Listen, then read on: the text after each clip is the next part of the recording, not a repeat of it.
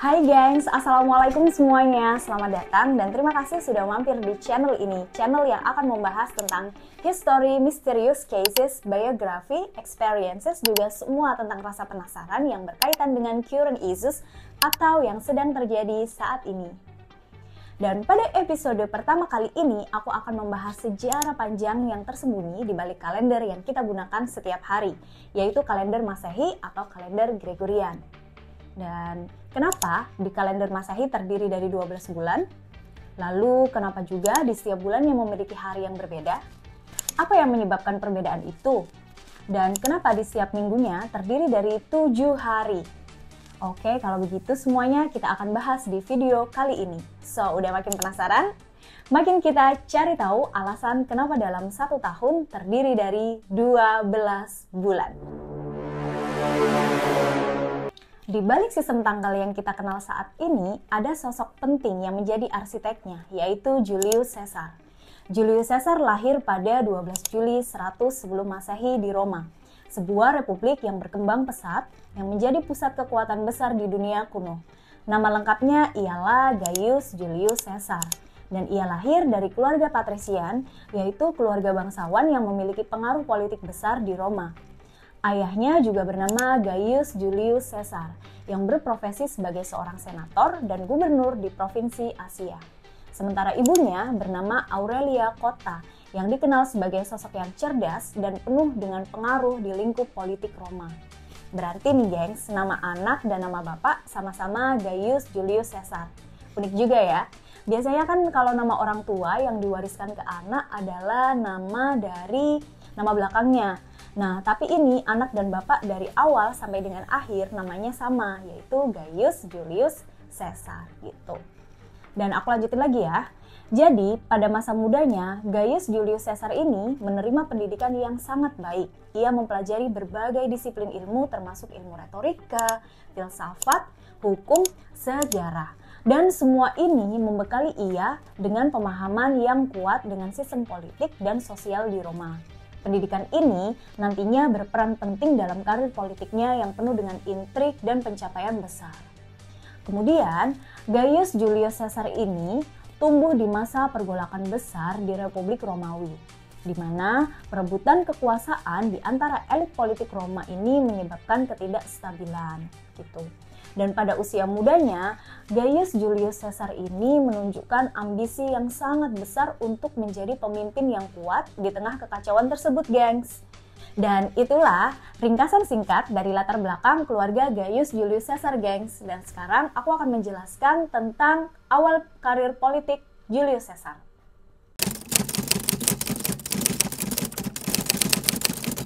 Pada 85 sebelum Masehi, Julius Caesar di awal karir politiknya, ketika itu ia berusia 15 tahun, ayahnya meninggal, dan Caesar muda tiba-tiba menjadi kepala keluarga.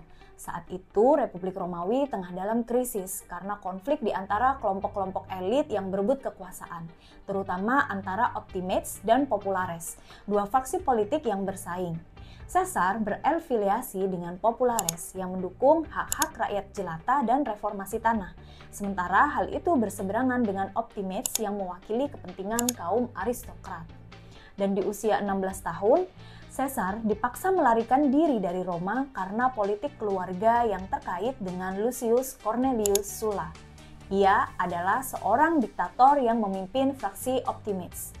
Sulla menganggap bahwa Julius Caesar ini sebagai ancaman politik yang potensial dan memerintahkan Caesar untuk meninggalkan Roma. Dan meskipun begitu, Julius Caesar akhirnya kembali lagi setelah Sulla mengundurkan diri dan wafat. Dan pada 68 sebelum Masehi, Caesar mulai terjun serius dalam karir politiknya. Dia pertama kali terpilih sebagai quaestor, yaitu sebuah jabatan pemerintahan yang terkait dengan keuangan. Lalu ia juga menduduki berbagai posisi penting termasuk aedile, yaitu penyelenggara acara publik, dan Pontifex Maximus, yaitu kepala imam agama Romawi, dan jabatan-jabatan keagamaan yang sangat prestisius. Selanjutnya, kita akan masuk ke latar belakang reformasi kalender.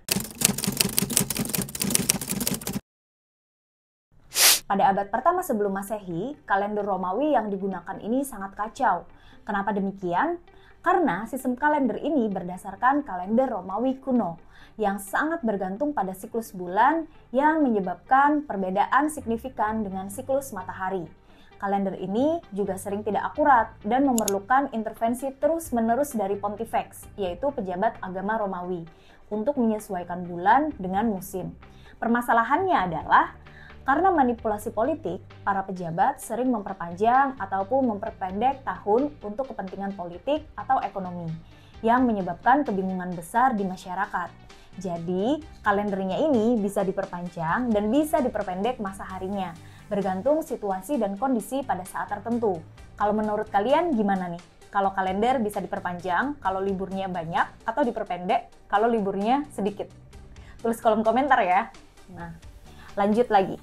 Ketika Julius Caesar menjadi seorang diktator seumur hidup pada tahun 45 sebelum Masehi, salah satu langkah pertamanya untuk mereformasi pemerintahan adalah memperbaiki kalender ini. Karena Caesar memahami betul bahwa sistem penanggalan yang stabil dapat diprediksi sangat penting untuk stabilitas ekonomi dan juga politik. Oleh karena itu, dia memutuskan untuk melakukan reformasi besar-besaran pada kalender Romawi. Selanjutnya, masa di mana Julius Caesar bekerja sama dengan astronom Mesir.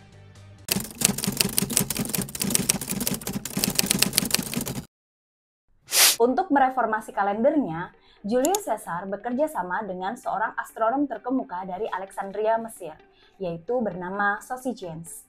Sosigenes mengusulkan agar Julius Caesar beralih dari kalender lunar yang tidak konsisten ke kalender solar yang berdasarkan perhitungan dengan lebih akurat terhadap waktu yang dibutuhkan bumi untuk mengelilingi matahari. Apa itu yang dimaksud dengan kalender lunar? Dan juga dengan kalender solar? Jadi singkatnya nih gengs, kalender lunar adalah kalender yang disesuaikan dengan pergerakan fase bulan. Contohnya ialah kalender Hijriyah.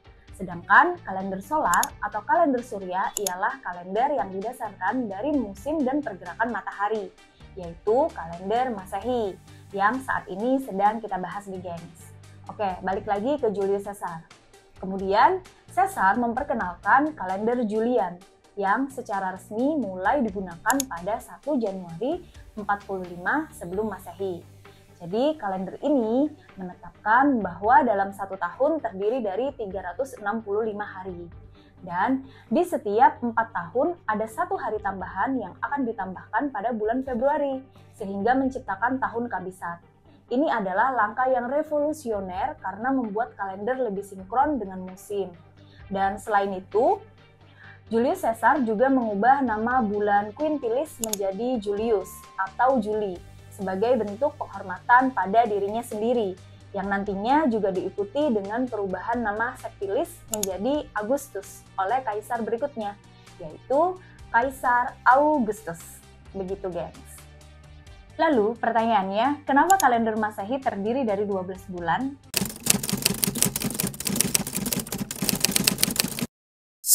Jadi jawabannya begini nih gengs. Kalender Masehi atau kalender Gregorian merupakan penerus dari kalender Romawi yang awalnya terdiri dari 10 bulan. Nah, setelah penambahan bulan Januari dan bulan Februari, jumlahnya menjadi 12 untuk menciptakan sistem yang lebih teratur. Nah, 12 bulan ini dipilih karena 12 adalah angka yang mudah dibagi dan memudahkan dalam perhitungan waktu juga perencanaan. Dan banyak kalender yang didasarkan pada siklus lunar ini. Apa itu siklus lunar? Seperti yang tadi sudah aku jelaskan, siklus lunar ialah periode waktu yang dibutuhkan bulan untuk melewati semua fase dari satu bulan baru ke bulan baru berikutnya. Dan siklus ini berlangsung sekitar 29,5 hari. Dan selama waktu ini, bulan ini mengalami berbagai perubahan penampilan yang disebabkan oleh posisinya yang relatif terhadap bumi dan matahari. Begitu. Dan dalam kalender Masehi ini sendiri, 12 bulan ini menghasilkan total 365 hari, mendekati tahun solar yang berlangsung sekitar 365,24 hari nih gengs. Lalu pertanyaan selanjutnya, kenapa di setiap bulan memiliki hari yang berbeda-beda?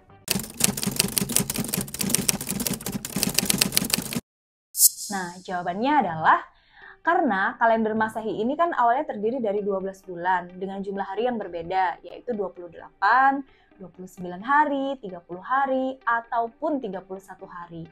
Dan penentuan jumlah hari ini berhubungan dengan kebutuhan untuk menyelaraskan kalender dengan tahun solar.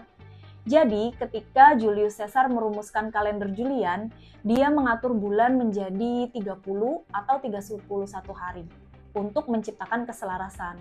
Namun, tidak semua bulan bisa memiliki jumlah hari yang sama. Dan sejak saat itu, perubahan dilakukan oleh kaisar dan tokoh sejarah lainnya, termasuk penetapan bulan Februari dengan hari 28 hari atau 29 hari di tahun Kabisat. Hal ini untuk menjaga keseimbangan jumlah hari dalam tahun. Dan pada tahun Kabisat ditambahkan 1 hari di bulan Februari di setiap 4 tahun untuk mengkompensasi perbedaan tahun kalender dan tahun solar. Gitu. Dengan demikian, variasi jumlah hari dalam sebulan ini dirancang agar kalender tetap sesuai dengan perubahan musim. Gitu. Pertanyaan selanjutnya adalah, dan kenapa ya setiap minggu terdiri dari 7 hari?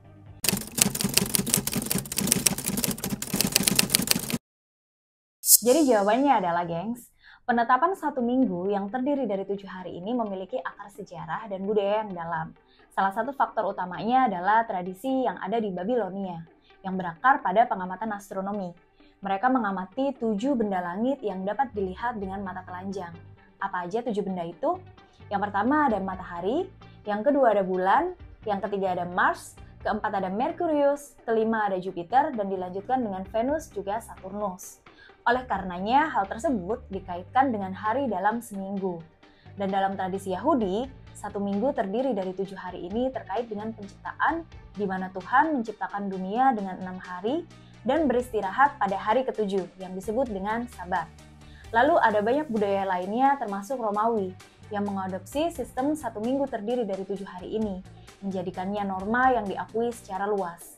Jadi pembagian waktu 1 minggu yang terdiri dari 7 hari ini memungkinkan masyarakat untuk dapat mengorganisasi kegiatan sosial, juga kegiatan ekonomi secara lebih efisien. Dan minggu ini dapat teratur dan memberikan ritme kehidupan yang lebih mudah diatur. Nah, begitu tuh gengs.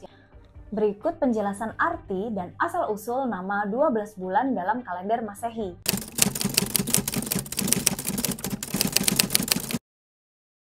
Yang pertama ada bulan Januari yang memiliki jumlah hari sebanyak 31.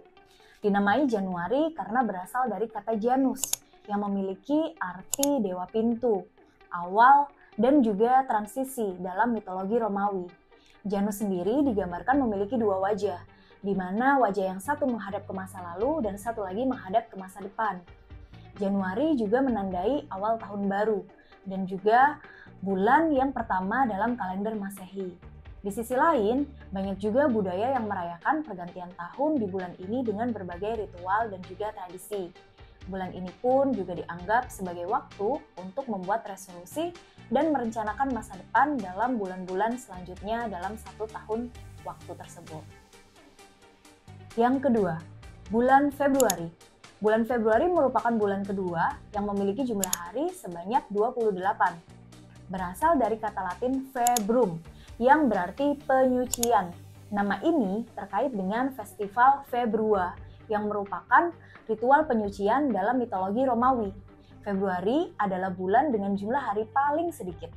Dan sebagai bulan kedua dalam kalender Masehi ini, Februari seringkali dianggap sebagai bulan cinta, terutama dengan perayaan Hari Valentine di tanggal 14. Selain itu, tahun Kabisat ditambahkan setiap 4 tahun untuk menjaga keselarasan kalender dengan tahun matahari. Sehingga pada tahun Kabisat terdapat 29 hari di bulan Februari ini, gengs. Gitu. Dan bulan yang ketiga, yaitu bulan Maret yang memiliki jumlah hari sebanyak 31. Bulan Maret ini dinamai dengan kata Mars, yang memiliki arti dewa perang Romawi. Dan bulan ini dipandang sebagai bulan ketika mulai musim semi dan perang yang seringkali dimulai setelah musim dingin. Dan Maret adalah bulan yang menandai peralihan dari musim dingin ke musim semi. Bulan Maret juga dianggap sebagai bulan yang memulai tanda-tanda kebangkitan alam yang sudah mulai terlihat, yaitu ditandai dengan bunga-bunga yang sudah mulai mekar dan hari-hari yang lebih panjang dirasa. Hal ini juga merupakan waktu bagi para petani untuk dapat mulai mempersiapkan ladang mereka untuk bercocok tanam. Selanjutnya, bulan keempat, yaitu bulan April yang memiliki jumlah hari sebanyak 30. Nama bulan April sendiri berasal dari kata Latin aperire yang berarti membuka, merujuk pada pembukaan bunga dan tanaman yang sudah mulai mekar. Hal ini juga dikaitkan dengan Dewi Cinta Yunani, yaitu Dewi Aphrodite. Bulan April dikenal juga sebagai bulan pertumbuhan dan pembaruan. Dan di bulan ini banyak sekali perayaan kebangkitan alam dilakukan selama bulan April berlangsung, termasuk Paskah. Dan cuaca di bulan April ini lebih hangat dan juga hujan lebih turun, sehingga membuat tanaman tumbuh subur, dan oleh karena itu bulan April dijadikan waktu yang paling penting untuk pertanian. Lalu selanjutnya, ada bulan yang kelima, yaitu bulan Mei, yang memiliki jumlah hari sebanyak 31 hari. Di mana bulan Mei ini berasal dari kata Maia, yaitu Dewi Romawi yang diasosiasikan dengan kesuburan dan juga pertumbuhan. Maia adalah simbol dari kehidupan baru dan kelahiran. Bulan Mei adalah bulan yang dikenal dengan festival kesuburan dan perayaan musim semi. Banyak budaya merayakan May Day pada tanggal 1 Mei yang menandai datangnya musim panas. Ini juga merupakan waktu ketika banyak tanaman berbuah dan juga berkembang, serta waktu di mana para petani dapat mempersiapkan panen. Selanjutnya, bulan yang keenam, yaitu bulan Juni. Bulan Juni memiliki hari sebanyak 30 hari.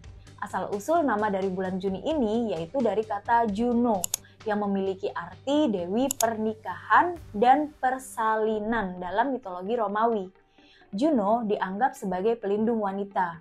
Juni sering dianggap sebagai bulan yang baik untuk pernikahan, dan banyak pasangan memilih bulan ini untuk merayakan ikatan cinta mereka. Dan pada bulan Juni ini, suhu udara pun juga mulai meningkat, dan alam menjadi lebih hidup.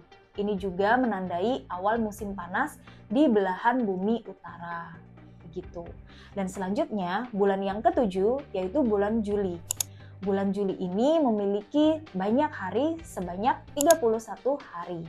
Bulan Juli awalnya dikenal sebagai bulan Quintilis, yaitu bulan kelima dalam kalender Romawi awal, sebelum diubah menjadi Juli untuk menghormati Julius Caesar.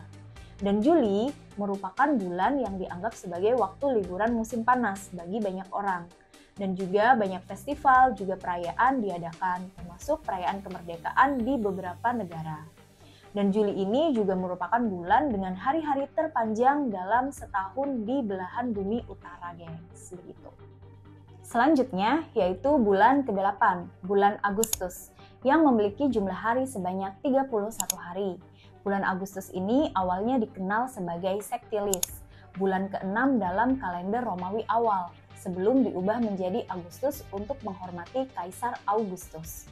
Agustus ini seringkali menjadi puncak musim panas, dengan banyak orang-orang melakukan perjalanan dan juga berlibur. Di bulan ini juga merupakan waktu ketika banyak panen berlangsung, dan banyak tradisi lokal serta festival dirayakan di seluruh dunia selama bulan Agustus ini. Lalu selanjutnya bulan ke-9, yaitu bulan September, memiliki jumlah hari sebanyak 30. Bulan ini memiliki asal-usul nama yang berasal dari kata Latin septem, yang berarti 7, mencerminkan posisinya sebagai bulan ke-7 dalam kalender Romawi awal. September ini menandai perubahan musim panas ke musim dingin, dan di banyak negara, ini adalah waktu untuk kembali ke sekolah dan memulai tahun ajaran baru. Dan untuk para petani, mulai memanen hasil pertanian dan menjadikannya bulan ini penting untuk memulai persiapan di musim dingin. Selanjutnya di bulan ke-10 ada bulan Oktober yang memiliki jumlah hari sebanyak 31. Dan bulan ini memiliki asal-usul nama yang berasal dari kata okto yang berarti 8, yang mencerminkan posisinya sebagai bulan ke-8 dalam kalender Romawi awal, sebelum ditambahkan bulan Januari dan juga bulan Februari. Oktober ini dikenal sebagai bulan panen di banyak budaya. Dan perayaan Halloween yang dirayakan pada tanggal 31 Oktober kemarin. Siapa nih yang kemarin juga ikut merayakan tradisi Halloween? Dan bulan Oktober ini adalah bulan ketika suhu mulai turun dan tanda-tanda musim gugur mulai terlihat. Begitu guys. Bulan ke-11 yaitu bulan November, yang memiliki jumlah hari sebanyak 30. Asal-usul nama November ini berasal dari kata Latin novem, yang berarti 9, mencerminkan posisinya sebagai bulan ke-9 dalam kalender Romawi awal. November sering dianggap sebagai bulan refleksi, dan di banyak budaya merayakan Hari Semua Jiwa atau Hari Kesyukuran, yang menandai atas rasa syukur atas hasil panen yang sudah diterima. Dan di bulan ini, suhu semakin menurun, dan alam bersiap untuk memulai musim dingin, begitu. Selanjutnya, bulan yang terakhir yaitu bulan ke-12 adalah bulan Desember yang memiliki hari sebanyak 31. Bulan ini memiliki asal-usul namanya berasal dari kata Latin decem, yang berarti 10, mencerminkan posisinya sebagai bulan ke-10 di kalender Romawi awal. Dan Desember adalah perayaan bulan di banyak budaya, seperti Hari Natal pada tanggal 25 menjadi perayaan terbesar di dunia barat. Dan ini juga merupakan bulan ketika banyak negara merayakan tahun baru, menandai transisi dari tahun sebelumnya ke tahun berikutnya. Begitu guys. So, implementasi kalender Julian mulai digunakan di seluruh kekaisaran Romawi setelah reformasi Caesar. Jadi, kalender ini tidak hanya digunakan di Roma, tetapi juga menyebar ke wilayah-wilayah yang ditaklukkan oleh Romawi, seperti Eropa, Timur Tengah, dan Afrika Utara. Kalender ini tetap digunakan selama lebih dari 1.600 tahun, dengan hanya sedikit modifikasi. Namun, seiring dengan berjalannya waktu, diketahui bahwa kalender Julian memiliki sedikit kesalahan dalam menghitung panjang tahun tropis, yaitu 365,25 hari, yang mengakibatkan pergeseran lambat musim. Hal ini mendorong terjadinya reformasi lebih lanjut pada abad ke-16 oleh Paus Gregorius XIII, yang memperkenalkan kalender Gregorian versi kalender Julian yang dapat kita gunakan hingga saat ini. Dan itulah tadi kisah di balik kalender Masehi yang kita gunakan setiap hari, yang berasal dari reformasi besar yang dilakukan oleh Julius Caesar dan tim astronomnya. Dan melalui pengetahuan astronomi kuno yang dikombinasikan dengan kebutuhan praktis dalam mengelola kekaisaran, Julius Caesar akhirnya mampu menciptakan sistem kalender yang masih kita andalkan hingga hari ini, meskipun telah mengalami sedikit penyesuaian. Oke gengs, jadi sekian dulu ya untuk videonya. Terima kasih buat kalian semua yang sudah menonton video ini dari awal hingga akhir. Kalau kalian suka dengan videonya, silahkan klik tombol like-nya. Dan jangan lupa komen untuk kasih saran-saran dan info tambahan lainnya yang berkaitan dengan video ini atau video selanjutnya ya. Jangan lupa juga nyalain notifikasinya supaya kalian tahu kalau aku upload video terbaru. Dan juga klik tombol subscribe supaya kalian tahu info-info menarik dari channel ini.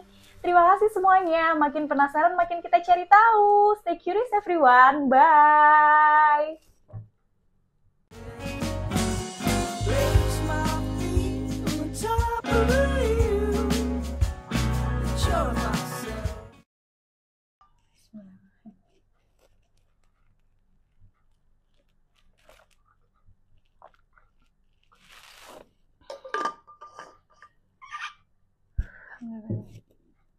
Oh, masih record. Bye.